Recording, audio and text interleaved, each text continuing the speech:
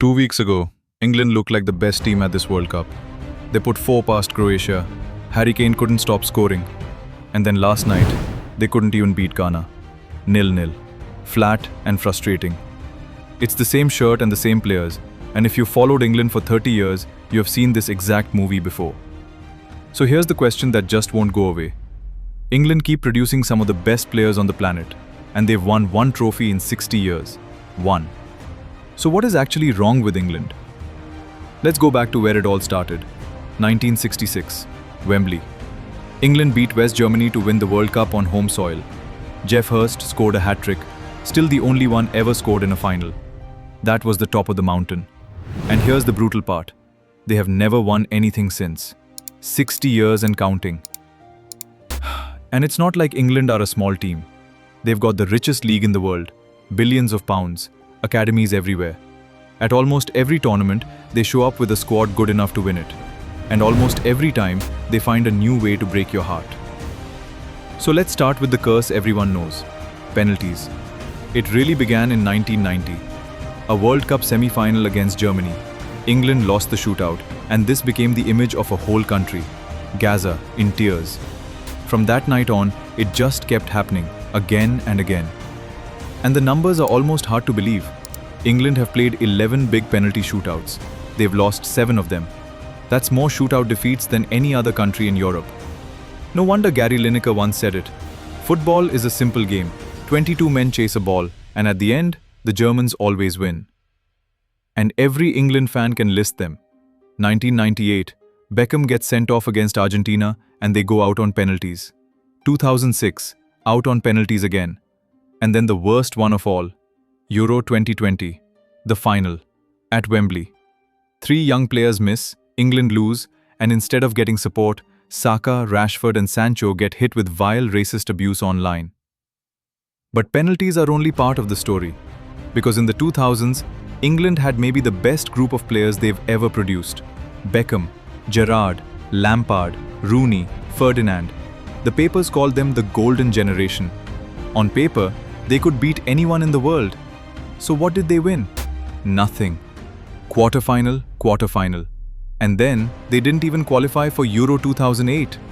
Some of the most famous players on the planet going home early every single time. Part of it was tactics. Gerrard and Lampard, 2 superstars, somehow never clicked in the same midfield. But the bigger problem was something money can't buy. These players were enemies at their clubs. Liverpool, United, Chelsea. They spent the whole season trying to beat each other, then turned up for England and were supposed to be best friends. It didn't work. Rio Ferdinand admitted it years later. He'd sit across from Steven Gerrard at lunch and think, I don't even like you right now. And that's the part people always get wrong. England's problem was never the talent. It was everything around the talent. And there's a deeper problem too. The Premier League is the richest league on earth, but it's packed with foreign stars. Last season, English kids got barely a third of the minutes for the under-21 teams at their own clubs. So the league is the best in the world. It's just not really built to make England players. The talent's there, the pathway keeps shrinking. And every 2 years, the whole country talks itself into it. Football's coming home. The songs, the flags, the front pages, the hype gets massive. And the bigger the dream gets, the harder the fall when it doesn't happen. That pressure doesn't lift players up, it crushes them. Then there's the thing that might be the real curse. Fear. Pulling on the England shirt comes with a weight you can't imagine. A whole country demanding you win. Newspapers that build you into a hero one week, then tear you apart the next.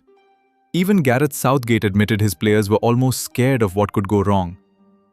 And the new manager sees exactly the same thing. Thomas Tuchel calls it the weight of the shirt. He says this England team played scared. No freedom, no hunger. Imagine being that good and being too frightened to show it. You can see the whole story in one man. Harry Kane. England's greatest ever goal scorer. 81 goals for his country, and for 10 years at Tottenham, he won absolutely nothing. The best striker in the world with an empty trophy cabinet. Sound like a team you know? And here's the cruelest twist of all. England did get close. So close. Under Southgate, they reached a World Cup semi-final, then 2 Euro finals in a row. First Italy, at Wembley, on penalties of course. then Spain in Berlin. They lost both and became the first country ever to lose back-to-back Euro finals. And remember 2022, a World Cup quarter-final against France. Kane, the most reliable penalty taker alive, steps up to tie it and skies it over the bar. So near so many times, and still nothing. Which brings us to right now, 2026. And England have done the most England thing imaginable. They've hired a German to break a curse the Germans helped build. The squad is stacked again. Kane, Bellingham, Saka, Rice. They smashed Croatia and looked unstoppable.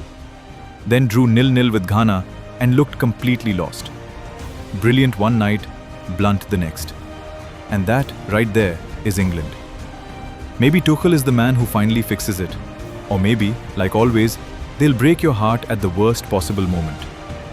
So tell me honestly, what do you really think is wrong with England? The players?